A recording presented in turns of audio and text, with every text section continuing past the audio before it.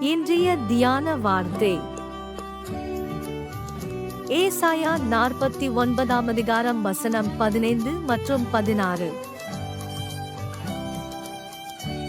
சிறியானவள் தன் கர்ப்பத்தின் பிள்ளைக்கு இறங்காமல் தன் பாலகனை மறப்பாளோ? அவர்கள் மறந்தாலும் நான் உன்னை மறப்பதில்லை. இதோ என் உள்ளங்கைகளில் உன்னை வரைந்திருக்கிறேன். உன் மதில்கள் எப்போதும் என் முன் இருக்கிறது.